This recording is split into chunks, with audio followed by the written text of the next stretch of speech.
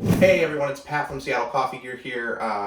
Just wanted to check in from home once again and share some of the coffees that we've brought on recently in April. If you're watching this in the future, a lot of these coffees are, in fact, probably all of them, are either not going to be available or going to be kind of different. But given that, let's jump in, if you're watching now, to see what some of these coffees are all about. So first up, we have this Espresso Republic.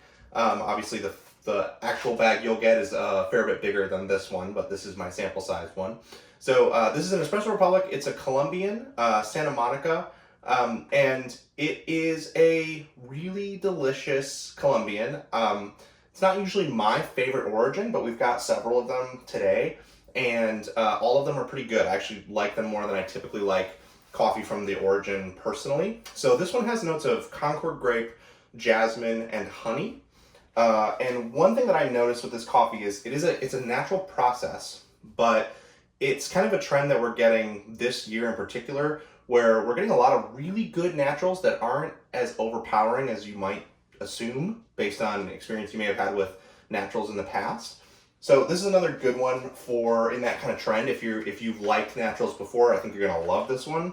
And if you're someone who's been a little bit skittish about them, maybe prefer a wash process, I would give this and a lot of other naturals this year a try. Give it another chance. So we like this one a lot in a pour over because there are some complex tasting notes in there that you definitely kind of separate out more when you brew with a pour over. So another really good pour over brew is this Verve Coffee Roasters Kenyan Gakuyuini. I try my best with the pronunciations. So this is another origin that I do enjoy, but I don't usually find myself like really loving it. But this is another really good coffee that kind of challenges that as suggested by the tasting notes. It's got a silky kind of really oily is the wrong word because that sounds negative. What it is it just kind of has a really good mouthfeel and a really good body that's well balanced and really easy to drink. It also features notes of papaya and candied ginger.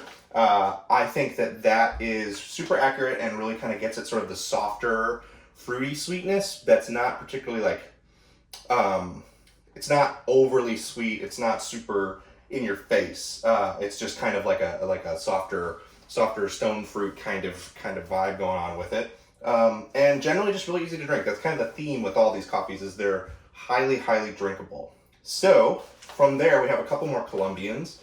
We have this Batdorf and Bronson Colombian, Colombia Las Brisas.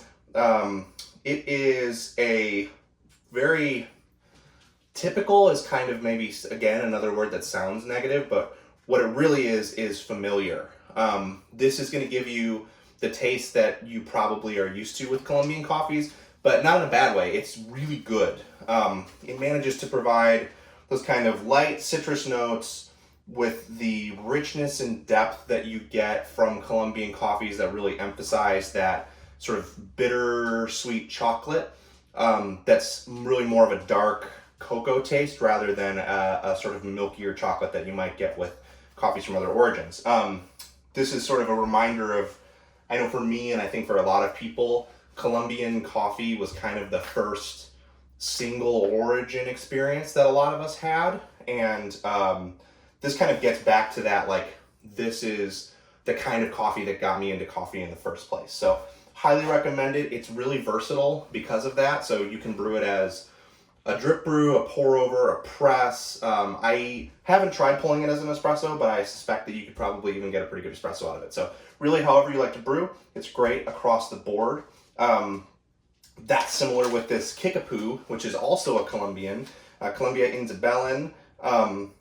This one is a little more surprising.